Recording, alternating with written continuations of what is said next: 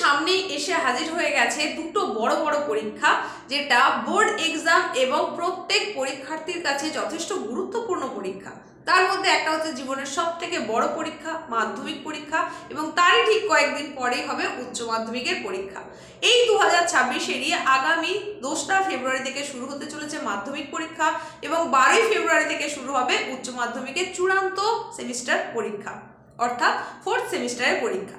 তো এই যে দুটো বড় পরীক্ষার কথা বলছি, মাধ্যমিকের পরীক্ষা এবং উচ্চ মাধ্যমিকের পরীক্ষা, এই পরীক্ষা দুটোর জন্যই অ্যানাউন্স করা হচ্ছে একটা বড় ঘোষণা। সেটা কি? পরীক্ষার্থীরা যাতে সময় মতো পরীক্ষার হলে পৌঁছে যেতে পারে, তার সঙ্গে সঙ্গে তাদের অভিভাবক অভিভাবিকারা যদি যেতে চান তাহলে তারাও যাতে ঠিক সময় মতন পৌঁছতে পারে, নির্বিঘ্নে পৌঁছতে পারে, তার জন্য এই মাধ্যমিক এবং উচ্চ মাধ্যমিক পরীক্ষার পরিবহন ব্যবস্থায় যথেষ্ট গুরুত্ব আরোপ করা হচ্ছে এবং বিশেষ ব্যবস্থা নেওয়া হচ্ছে। এমনই বৈঠক শেষে জানিয়ে দিলেন পরিবহন মন্ত্রী স্নেহাশিস চক্রবর্তী। মধ্যশিক্ষা পর্ষদ এবং উচ্চ মাধ্যমিক শিক্ষা সংসদের সঙ্গে এই বৈঠক ছিল।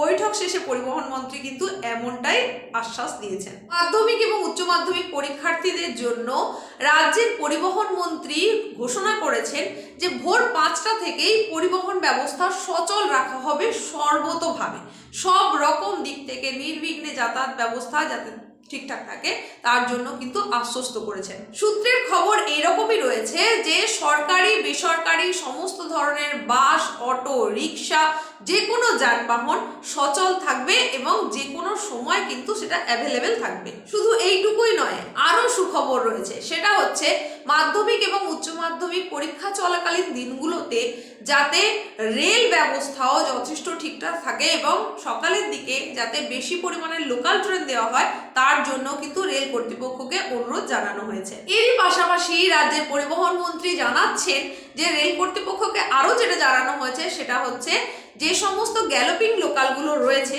সেইগুলোকে যেন প্রত্যেকটা স্টেশনে দাঁড় করানো হয় ওই পরীক্ষার দিনগুলোতে, অর্থাৎ মাধ্যমিকের পরীক্ষার দিনগুলো এবং উচ্চ মাধ্যমিকের পরীক্ষার দিনগুলোতে যেন প্রত্যেকটা স্টেশনে ওই ট্রেনগুলোকে দাঁড় করানো হয়। এর কারণ হিসেবে তিনি কি জানাচ্ছেন? তিনি জানাচ্ছেন যে শুধুমাত্র পরীক্ষার্থীরাই যে পরীক্ষা দিতে আসবে এমনটা তো নয়, যারা পরীক্ষা নেবে তাদেরকেও দূর থেকে আসতে হয় পরীক্ষা সেন্টারে, তাদেরকে অনেক আগে প্রবেশ করে যেতে হবে, তারই সঙ্গে সঙ্গে প্রশ্নপত্র স্টোর থেকে আনার ব্যাপার রয়েছে। এই সমস্ত কাজের জন্যই পরিবহন ব্যবস্থাটাকে কিন্তু সচল রাখতে হবে এবং অনেক আগে থেকেই যাতে সেটা ঠিকঠাক থাকে তার জন্য ব্যবস্থা নেওয়া হবে। ঠিক এই কারণেই সকালের দিকে লোকাল ট্রেনের সংখ্যা বেশি থাকবে, গ্যালোপিং লোকালগুলোকে কিন্তু প্রত্যেক স্টেশনে দাঁড় করানোর কথা বলা হয়েছে। তারই সঙ্গে সঙ্গে সমস্ত পরিবহন ব্যবস্থা অর্থাৎ বাস, অটো, রিক্সা যা সমস্ত কিছুই সব কিন্তু ভোর থেকেই চলাচল রাখার কথা বলা হয়েছে। এমনকি বেসরকারি পরিবহন মালিকদের সঙ্গেও এই সম্পর্কে কথা হবে, অর্থাৎ বৈঠক হবে, সেই কথাও কিন্তু তিনি জানিয়েছেন। এইবারের পরীক্ষা কিন্তু কিছুটা হলেও এগিয়ে এসেছে, অন্যবারের মতন নয়। এইবারের মাধ্যমিক পরীক্ষা এবং উচ্চ মাধ্যমিক পরীক্ষা সবটাই এগিয়ে এসেছে। 9:45-এর মধ্যে পরীক্ষা শুরু হয়ে যাচ্ছে এবং অনেক ক্ষেত্রেই রিপোর্টিং টাইম হিসেবে সকাল 9টা বলা হয়েছে পরীক্ষার্থীদের জন্য।